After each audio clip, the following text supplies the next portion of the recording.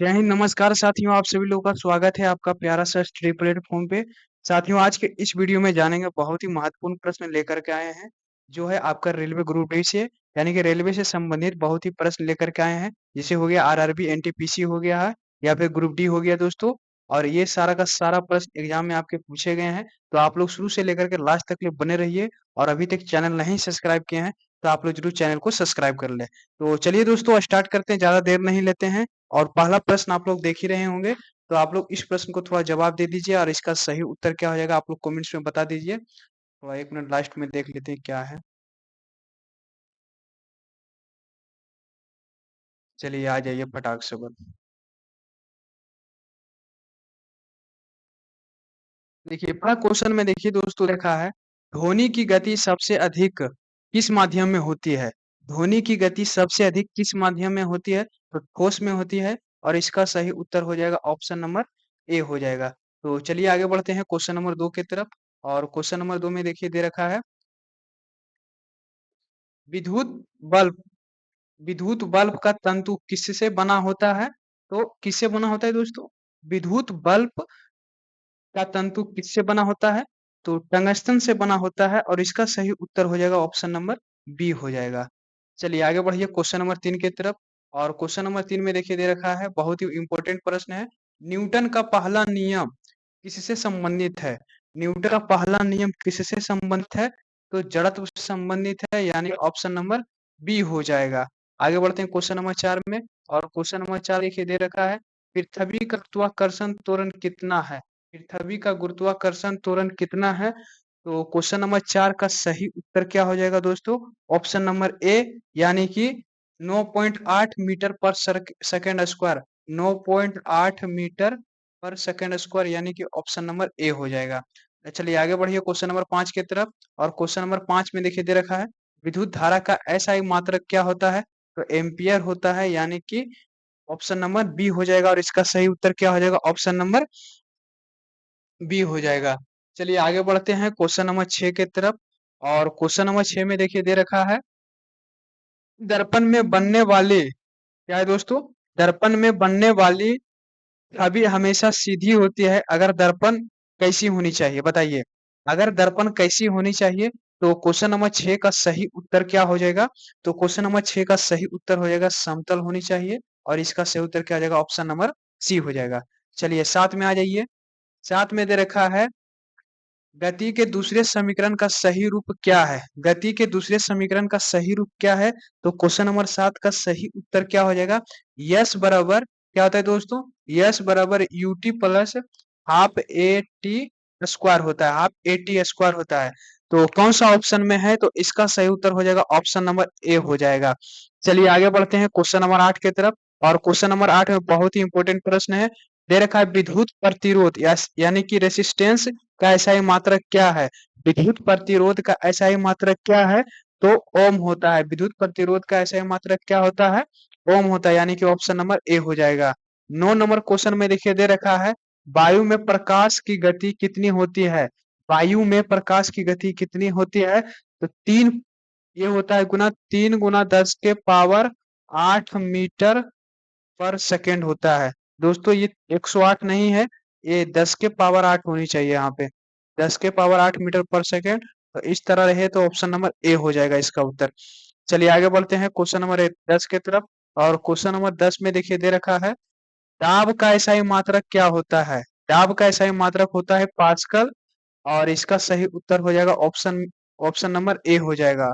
या फिर एक ऑप्शन होता है दोस्तों, न्यूटन मीटर, न्यूटन प्रति मीटर स्क्वायर होता है। चलिए 11 नंबर क्वेश्चन में देखिए ध्यान से, सदिश राशि यानी कि वेक्टर क्वांटिटी कौन सी है? तो सदिश राशि कौन है दोस्तों, इसमें बताइए?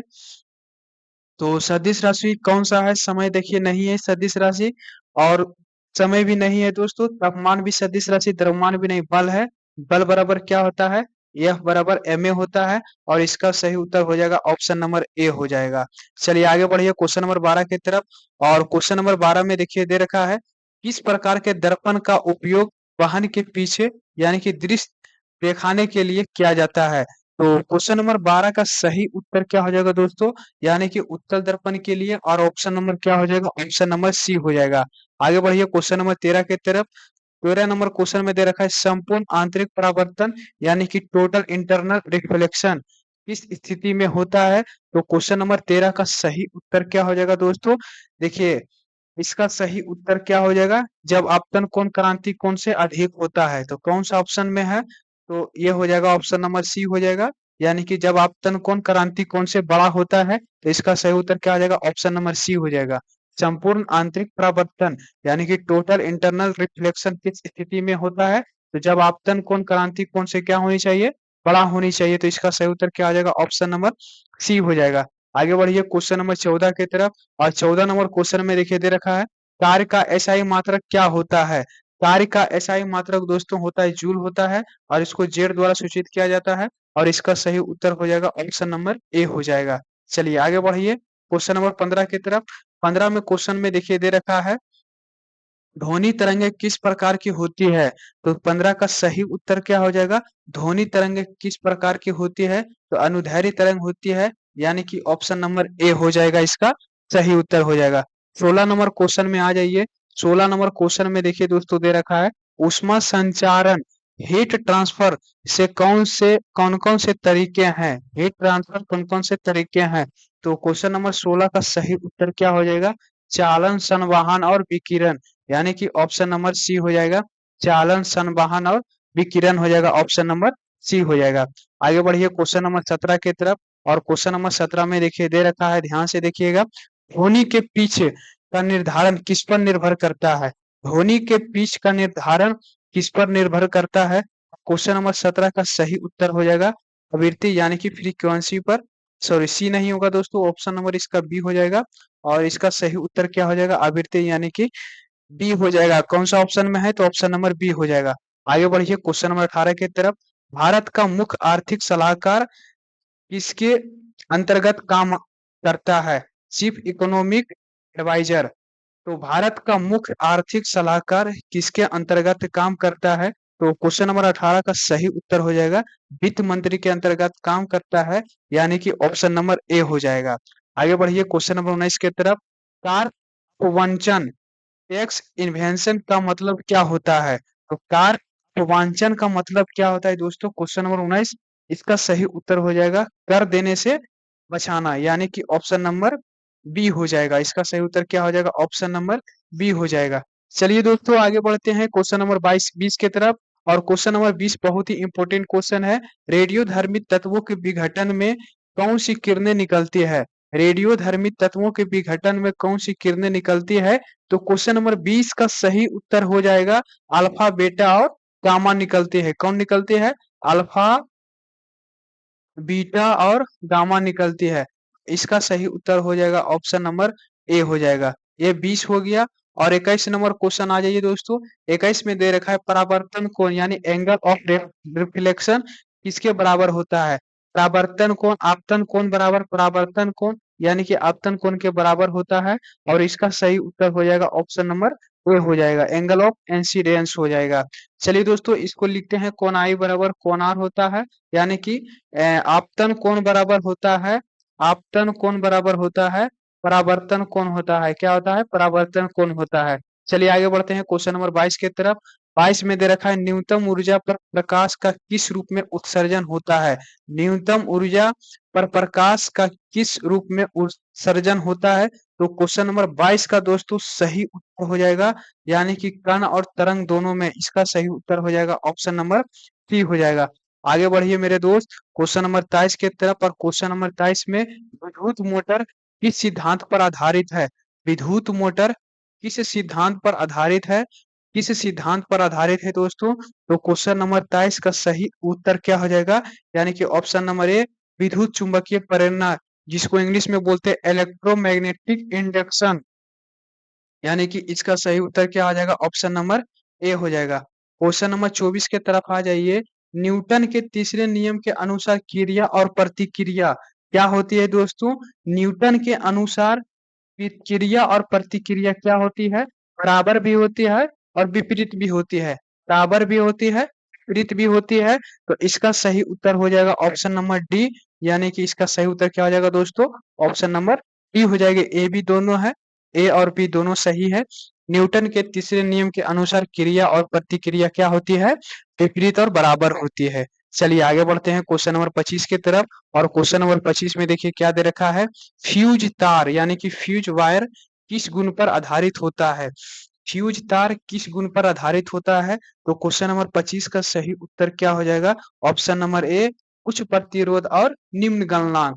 उच्च प्रतिरोध और निम्न गलनांक। उच्च प्रतिरोध और निम्न गलनांक। इसका सही उत्तर हो जाएगा ऑप्शन नंबर ए हो जाएगा। चलिए आगे बढ़ते हैं क्वेश्चन नंबर 26 की तरफ। क्वेश्चन नंबर 26 में देखिए दे रखा है, रेफ्रिजरेटर किस सिद्धांत पर काम करता है? रेफ्रिजरेटर किस सिद्धांत पर काम करता है? तो क्वेश्चन नंबर 26 का सही उत्तर हो जाएगा उष्मा पंप सिद्धांत। उष्मा पंप सिद्धांत यानी कि ऑप्शन नंबर डी हो जाएगा। चलिए आगे बढ़ते हैं क्वेश्चन नंबर 27 की तरफ। और क्वेश्चन नंबर 27 में देखिए दे रखा है, परमाणु में धनात्मक आवेश कहाँ केंद्रित होता है? क्वेश्चन नंबर 27, परमाणु में धनात्मक आवेश कहाँ केंद्रित होता है? परमाणु में धनात्मक आवेश कहाँ केंद्रित होता है? तो इसका सही उत्तर हो जाएगा नाभिक में यानी कि न्यूक्लियस में, यानी कि ऑप्शन नंबर ए हो जाएगा। आगे बढ़िए दोस्तों क्वेश्चन नंबर 28 की तरफ। क्वेश्चन नंबर 28 में दे रखा है, एक परिपथ में विद्युत धारा प्रभावित होती है। एक परिपथ में विद्युत धारा प्रभावित होती है जब क्या दोस्तों? जब बताइए, जब परिपथ में विभव अंतर हो। जब परिपथ में विभव क्या हो? अंतर हो। तो इसका सही उत्तर हो जाएगा ऑप्शन नंबर बी हो जाएगा। चलिए आगे बढ़ते हैं क्वेश्चन नंबर 29 की तरफ। 29 में देखिए दे रखा है, साधारण आंख द्वारा देखे जाने वाली प्रकाश की तरंगदैर्घ्य सीमा क्या है? साधारण आंख द्वारा देखे जाने वाली प्रकाश की तरंगदैर्घ्य सीमा क्या है? तो क्वेश्चन नंबर बहुत ही इंपॉर्टेंट है। क्वेश्चन नंबर 29 का सही उत्तर क्या हो जाएगा दोस्तों? इसका सही उत्तर हो जाएगा 400 से 700 नैनोमीटर। 400 से कितना होता है? 700 नैनोमीटर। इसका सही उत्तर हो जाएगा ऑप्शन नंबर ए हो जाएगा। चलिए आगे बढ़िए क्वेश्चन नंबर 30 की तरफ। क्वेश्चन नंबर 30 में देखिए दे रखा है, ध्वनि की तीव्रता मापने का मात्रक क्या है? ध्वनि की तीव्रता मापने का मात्रक क्या है? तो क्वेश्चन नंबर 30 का सही उत्तर क्या हो जाएगा दोस्तों? क्वेश्चन नंबर 30 का सही उत्तर हो जाएगा आपका ऑप्शन नंबर ए यानी कि डेसिबल हो जाएगा। इसका सही उत्तर क्या हो जाएगा? ऑप्शन नंबर ए हो जाएगा। तो चलिए दोस्तों आगे बढ़ते हैं क्वेश्चन नंबर 31 की तरफ। और क्वेश्चन नंबर 31 में देखिए दे रखा है, विद्युत बल्ब का ऊर्जा रूपांतरण किस प्रकार होता है? विद्युत बल्ब का ऊर्जा रूपांतरण किस प्रकार होता है? इसका सही उत्तर हो जाएगा दोस्तों क्वेश्चन नंबर 31 का ऑप्शन नंबर सी, विद्युत ऊर्जा से प्रकाश और ऊष्मा निकलती है। विद्युत ऊर्जा से प्रकाश और ऊष्मा। इसका सही उत्तर क्या हो जाएगा? ऑप्शन नंबर सी हो जाएगा। चलिए आगे बढ़ते हैं क्वेश्चन नंबर 32 की तरफ। और क्वेश्चन नंबर 32 में देखिए क्या दे रखा है, ध्यान से देखिएगा, आवर्त गति पीरियोडिक मोशन का उदाहरण क्या है? आवर्त गति का उदाहरण क्या है? तो क्वेश्चन नंबर 32 का सही उत्तर हो जाएगा दोलन करता पेंडुलम। दोलन करता पेंडुलम यानी कि ऑप्शन नंबर बी हो जाएगा। चलिए दोस्तों आगे बढ़ते हैं क्वेश्चन नंबर 33 की तरफ। और क्वेश्चन नंबर 33 में देखिए दे रखा है, आइंस्टीन का प्रसिद्ध समीकरण E बराबर mc स्क्वायर होता है। क्या होता है? E बराबर mc स्क्वायर किसके लिए उपयोग होता है? किसके लिए उपयोग होता है? तो क्वेश्चन नंबर 33 का सही उत्तर हो जाएगा दोस्तों ऑप्शन नंबर ए यानी कि ऊर्जा और द्रव्यमान के बीच संबंध होता है। क्या होता है? ऊर्जा और द्रव्यमान के बीच संबंध होता है। तो वहां संबंध के कारण क्या निकलता है? E बराबर निकलता है mc स्क्वायर। चलिए आगे बढ़ते हैं क्वेश्चन नंबर 34 की तरफ। और क्वेश्चन नंबर 34 में देखिए दे रखा है, ध्यान से देखिएगा, चुंबकीय क्षेत्र की दिशा का निर्धारण करने के लिए किस नियम का उपयोग किया जाता है? चुंबकीय क्षेत्र की दिशा का निर्धारण करने के लिए किस नियम का उपयोग किया जाता है? क्वेश्चन दोस्तों 2 बार रिपीट करके आप पढ़िए, तभी आप लोगों को क्वेश्चन समझ में आएगा। बहुत ही साइंस से जो है ना क्वेश्चन घुमा घुमा के पूछा है। तो चुंबकीय क्षेत्र की दिशा का निर्धारण करने के लिए किस नियम का उपयोग किया जाता है? दिशा का निर्धारण पूछ रहा है। क्या पूछ रहा है? दिशा का निर्धारण। तो दायां हाथ नियम होता है। क्या होता है दोस्तों? दायां हाथ नियम होता है। कौन सा ऑप्शन है? तो ऑप्शन नंबर ए हो जाएगा। आगे बढ़िए क्वेश्चन नंबर 35 की तरफ। और 35 में देखिए दे रखा है, ध्यान से देखिएगा, विद्युत धारा का चुंबकीय प्रभाव किस वैज्ञानिक ने खोजा था? विद्युत धारा का चुंबकीय प्रभाव किस वैज्ञानिक ने खोजा था? क्वेश्चन नंबर 35 का सही उत्तर हो जाएगा हंस और अस्टेड ने, यानी कि ऑप्शन नंबर सी हो जाएगा हंस और अस्टेड ने। आइए आगे बढ़िए क्वेश्चन नंबर 36 की तरफ। और 36 में देखिए क्या दे रखा है, ध्यान से देखिएगा। आधुनिक भौतिकी में क्वांटम यांत्रिकी का आधार क्या है? आधुनिक भौतिकी में क्वांटम यांत्रिकी का आधार क्या है? तो क्वेश्चन नंबर 36 का सही उत्तर हो जाएगा तरंग कण द्वैत हो जाएगा, तरंग कण द्वैत हो जाएगा, यानी कि ऑप्शन नंबर ए हो जाएगा। आगे बढ़िए क्वेश्चन नंबर 37 की तरफ। और 37 बहुत ही इंपॉर्टेंट क्वेश्चन है। रेडियो तरंगों का उपयोग किसके लिए किया जाता है? रेडियो तरंगों का उपयोग किसके लिए किया जाता है? इसका सही उत्तर हो जाएगा दोस्तों ऑप्शन नंबर बी, संचार के लिए होता है। किसके लिए किया जाता है? तो संचार के लिए किया जाता है। चलिए आगे बढ़ते हैं क्वेश्चन नंबर 38 की तरफ। 38 में क्वेश्चन में दे रखा है, यदि वस्तु को द्रव में पूरी तरह डुबाया जाए, द्रव में क्या किया जाए? पूरी तरह डुबाया जाए, उस पर बल कौन सा कार्य करेगा? उस पर बल कौन सा कार्य करेगा? तो क्वेश्चन नंबर 38 का सही उत्तर हो जाएगा दोस्तों इसका ऑप्शन नंबर सी, प्लवन बल। क्या हो जाएगा? प्लवन बल हो जाएगा। चलिए आगे बढ़ते हैं क्वेश्चन नंबर 39 की तरफ। और 39 बहुत ही इंपॉर्टेंट क्वेश्चन है। परमाणु का सबसे बड़ा भाग क्या है? परमाणु का सबसे बड़ा भाग क्या है? तो क्वेश्चन नंबर 39 का सही उत्तर क्या हो जाएगा दोस्तों? यानी कि ऑप्शन नंबर डी, खाली स्थान। क्या हो जाएगा? खाली स्थान हो जाएगा। चलिए आगे बढ़ते हैं क्वेश्चन नंबर 40 दोस्तों, ये आपका लास्ट प्रश्न है। और इस प्रश्न को बहुत ही इंपॉर्टेंट है। और इस प्रश्न को पढ़िए और इसका जवाब दीजिए। उपग्रह पृथ्वी के चारों ओर किसके कारण घूमता है? उपग्रह पृथ्वी के चारों ओर किसके कारण घूमता है? तो क्वेश्चन नंबर 40 का सही उत्तर क्या हो जाएगा दोस्तों? यानी कि ऑप्शन नंबर बी, पृथ्वी का गुरुत्वाकर्षण। क्या हो जाएगा? ऑप्शन नंबर बी, पृथ्वी का गुरुत्वाकर्षण हो जाएगा। ये दोस्तों 1 से लेकर के 40 तक के आपका लेक्चर 1 हो गया है। और बहुत ही इंपॉर्टेंट क्वेश्चन आप सभी लोगों के लिए करा दिए हैं। तो आप लोग बहुत ही बढ़िया से पढ़ लिए होंगे और बहुत ही बढ़िया से दोस्तों आप लोग याद कर लिए होंगे, आशा करते होंगे। और कल का लेक्चर में दोस्तों ये रहा 41 से क्वेश्चन रहेंगे। 41 से बहुत ही इंपॉर्टेंट क्वेश्चन है।